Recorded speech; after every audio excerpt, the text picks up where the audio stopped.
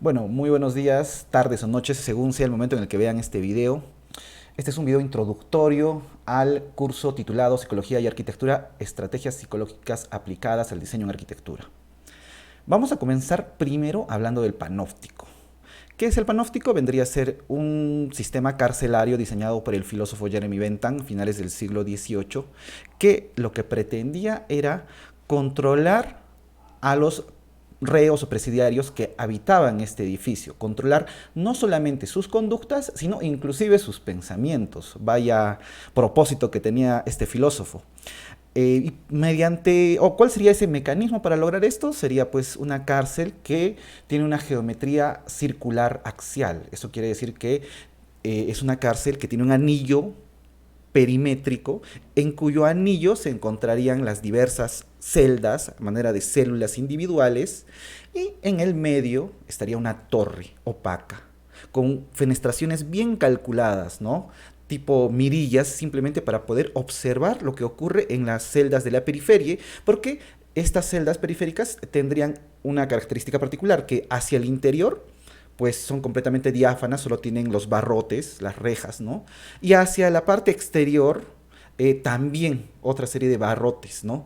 Con lo cual se podría ver a contraluz lo que realizan cada uno de los reos o presidiarios. Entonces, estas personas, cada una de estas personas en su propia célula se sentirían todo el tiempo observados por alguien, pero no sabrían específicamente si ese alguien está ahí o no está ahí, porque la torre, como repito, es opaca. Entonces, esta estrategia arquitectónica lo que lograría sería controlar la voluntad de estas personas incluso cuando no hay nadie que está vigilando. Y ese es digamos, el magnífico logro de este sistema carcelario arquitectónico diseñado por Bentham.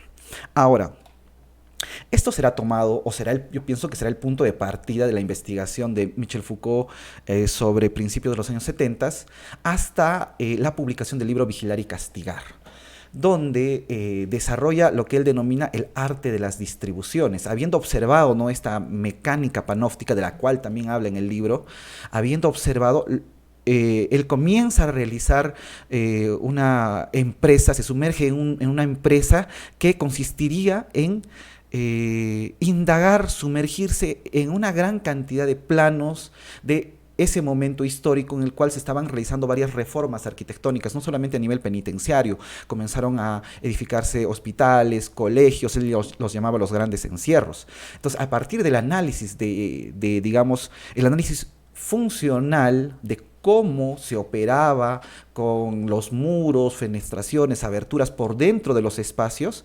comenzó a articular pues una teoría en función de la vigilancia y de la clausura, que serán dos elementos importantísimos para poder lograr los objetivos que básicamente serían el hecho de controlar la conducta y los pensamientos de las personas. Entonces, la hipótesis central o medular del libro sería que la arquitectura, mediante su distribución funcional, y acá aparece ese concepto, ¿no?, que todos nosotros conocemos, mediante esta distribución de muros, aberturas, zonificaciones, bien calculadas, lo que generaría es el control de la conducta. ¿A qué me refiero con conducta? Nuestros comportamientos, o sea, cómo nos comportamos, si rompemos las reglas o no las rompemos, si nos comportamos correctamente o nos comportamos mal.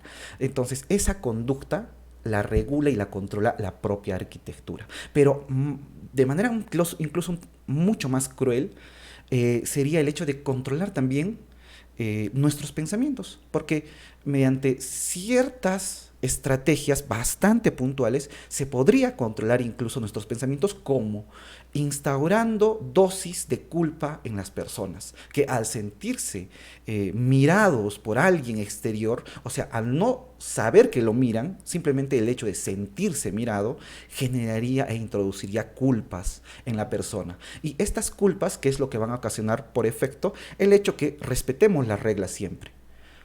Entonces, respetar las reglas siempre, incluso antes de cometer el acto delictivo, vendría a ser la estrategia perfecta a la cual Michel Foucault le llamó la disciplina del cuerpo. existiría una disciplina del cuerpo a partir de una microfísica del poder.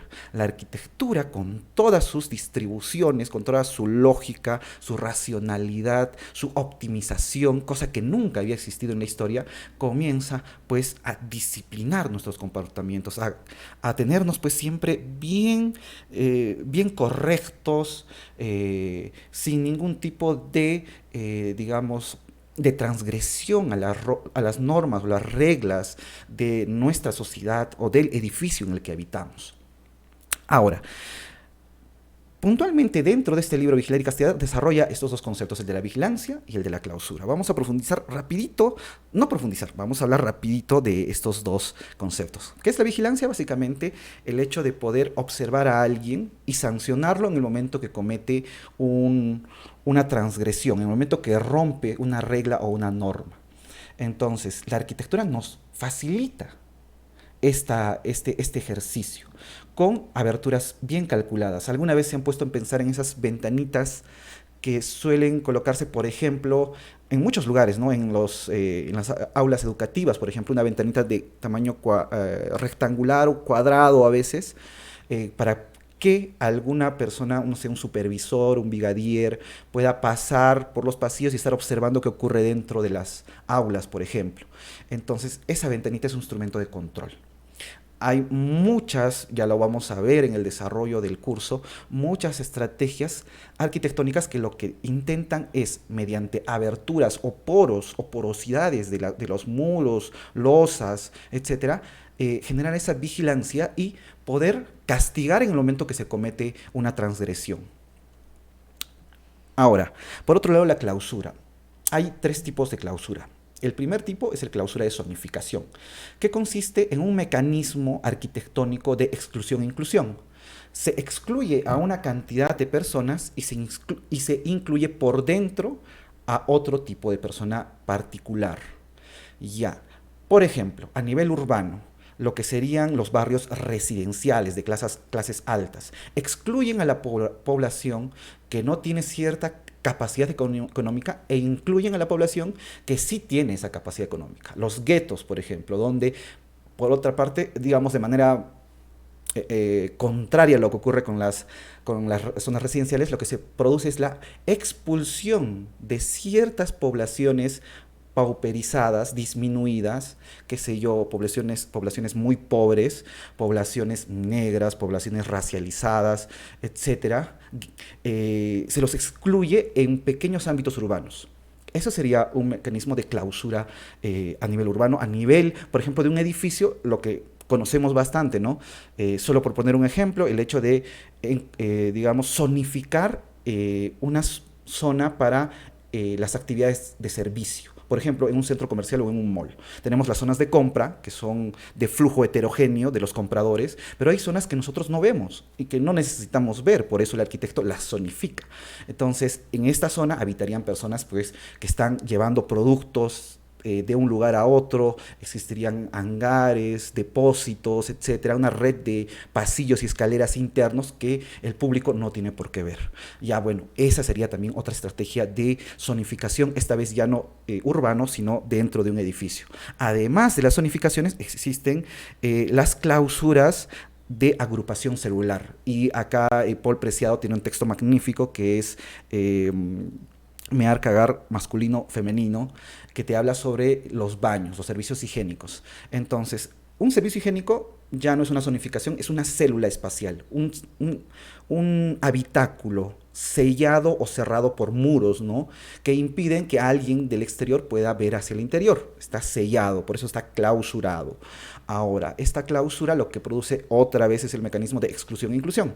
Entonces, ¿qué es lo que se excluye? Y se incluye a su vez el género. Se excluye, por ejemplo, a lo masculino por fuera y se incluye a lo femenino por dentro en el baño de mujeres y viceversa en el baño de varones. ¿Qué es lo que se produce? Que hay una especie de alianza entre las personas dentro de estos espacios que de alguna manera sistematizan sus comportamientos y se controlan mutuamente, vigilándose y castigándose cuando algún comportamiento no se corresponde con lo estándar de lo femenino o de lo masculino, según sea el baño el cual estén ocupando las personas. El otro Y el último tipo de cláusula sería la cláusula individual, de la cual ya también nos habla no tanto Michel Foucault, sino esta vez Gerard Wachman, eh, el cual nos habla de que existirían espacios que mediante un sistema otra vez de cierre, que los muros, digamos, enclaustran un determinado territorio mediante muros opacos de cierre para generar una individualidad o una particularidad del sujeto. O sea, ya no estamos hablando de un grupo, estamos hablando de una sola persona que habita su propio espacio, su propio territorio. Por ejemplo, una habitación es el ejemplo más clásico, o una habitación, perdón, o una oficina bien cerrada con muros sólidos sin ningún tipo de abertura, también es otro tipo de espacio de clausura individual o particular. Más allá, digamos, de estas estrategias arquitectónicas de clausura y vigilancia, los tipos de clausura y la vigilancia, existiría otro concepto de vital importancia, que también vamos a desarrollar en el curso, obviamente porque es medular, es la mirada. ¿Qué es la mirada? La mirada es esa,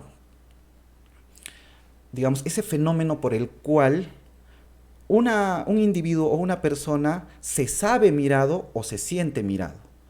El saberse mirado vendría a ser el hecho de que alguien te mire o te observe empíricamente y en tiempo real. Entonces, yo veo que me miran, ¿no? Entonces, sé que me miran. Pero la mirada en su otra faceta nos mostraría que no siempre tiene que ser una mirada empírica y en tiempo real, sino también puede ser una mirada más etérea, ¿no? Más etérea. Y ahí estaríamos en lo que se llama una mirada, un sentirse mirado. O sea, yo no puedo ver a quién me mira, pero tengo la sensación de que me están mirando. Y eso ocurre precisamente en el panóptico. Entonces, ese tipo de mirada en el cual uno se siente mirado, no se sabe mirado, ese tipo de mirada es la que ingresa pues en nuestra psicología y genera ciertos efectos psicológicos precisos.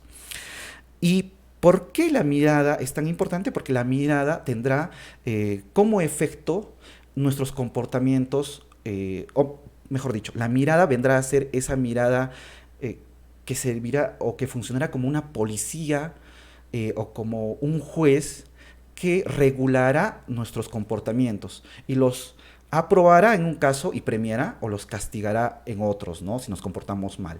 Entonces, siempre sabernos o sentirnos mirados tendrá efectos en nuestros comportamientos. Y es esta mirada justamente la que será filtrada por la arquitectura en los casos de la vigilancia para habilitar la mirada o generar ciertas miradas específicas de esa mirada, por ejemplo, empírica, donde sabemos que nos están mirando, o esa mirada más bien implícita, etérea, donde nos sentimos mirados. A su vez, en la clausura, que son mecanismos de cierre, lo que producen son otro tipo de efectos respecto de la mirada. No vamos a profundizar tanto, se trata de hacer un video introductorio. Bueno, además de estos conceptos como clausura, vigilancia, que vendrían a ser netamente arquitectónicos, existen otros tres conceptos sumamente importantes, también vitales, que son lo público, lo privado y lo íntimo. Estoy seguro que todos en nuestra vida cotidiana, cuando conversamos con los clientes, las personas que vienen a prestar nuestros servicios, estamos siempre hablando o utilizando estos términos en el momento que conversamos con ellos, ¿no? Como que este espacio es la sala, ¿no? Ese es el espacio público de la casa, no, pero por acá este es un espacio más privado, esta oficina es así, es asá. Y utilizamos los conceptos, incluso el concepto de lo íntimo, no tanto, pero también se suele utilizar. Lo importante es que en este curso se van a desarrollar esos tres conceptos de manera rigurosa. Pero ¿qué vendrían a ser estos tres conceptos? Básicamente la interpretación intersubjetiva del individuo, del sujeto, cuando habita un determinado espacio.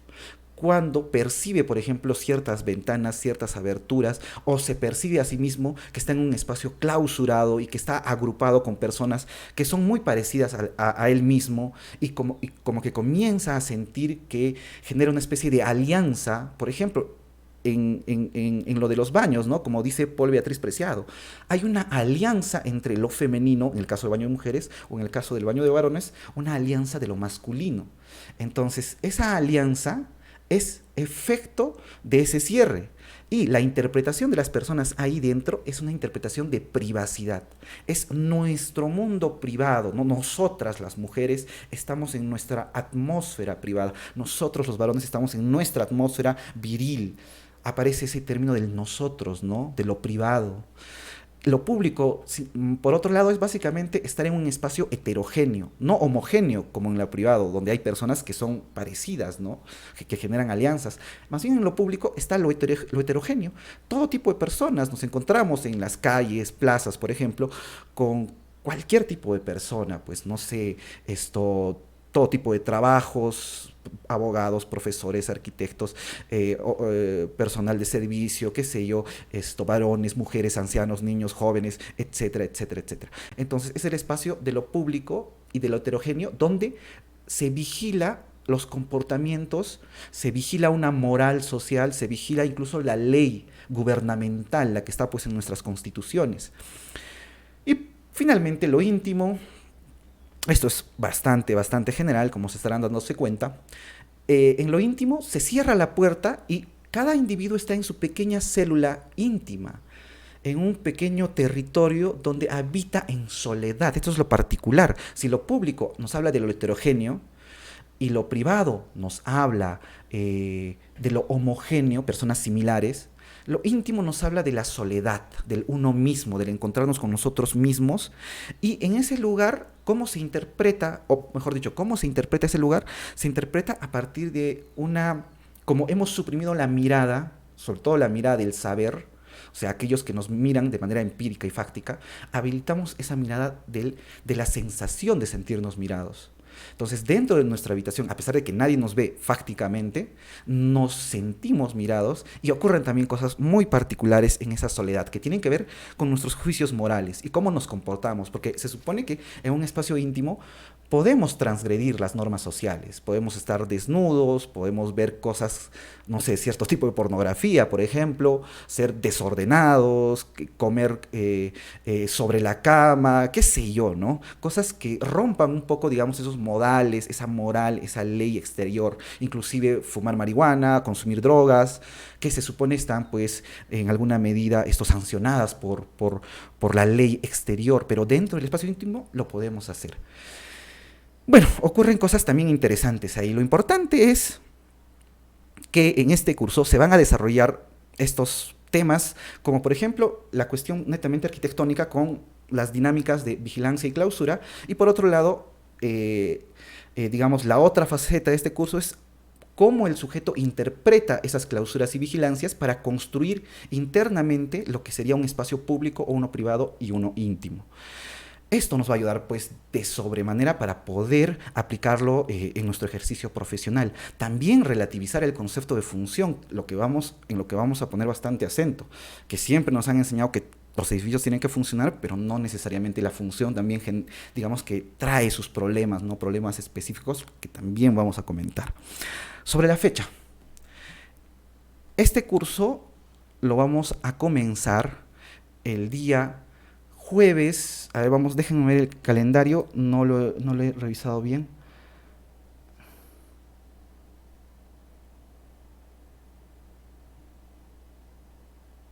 Sí, el día jueves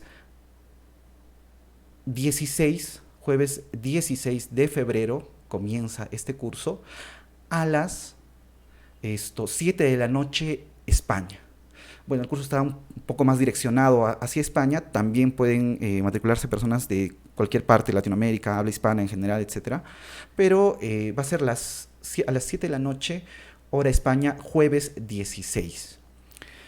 Sobre la modalidad, completamente virtual, vamos a tener además de nuestra transmisión en vivo mediante Zoom, vamos a tener un aula virtual donde vamos a guardar o vamos a grabar los videos de las clases para que las personas que no puedan, por algún impedimento, asistir a alguna de las clases, puedan verla después grabadas. Pero lo importante es que, o sea, el curso llegue a un fin. No es que vayan a ver las 6 clases grabadas cuando termine el curso tampoco deja los videos de manera perenne. Lo importante es llegar a un propósito final y que en la sexta clase se concluya completamente con los temas y se tenga un entendimiento pleno de todo el curso, también para poder, pues obviamente, emitir los certificados. Bueno, creo que eso sería todo. Y nada, los invitaría pues a que se matriculen en este curso y ya nos estamos viendo pronto. Eso sería todo entonces. Muchas gracias por escucharme y hasta pronto. Ah, y por último, el curso está impartido por el Instituto Latinoamericano de Estudios Estratégicos en Arquitectura y Urbanismo, el cual va a emitir también los certificados. Esto ha sido Contra Arquitectura. Nos vemos en una siguiente oportunidad. Hasta pronto.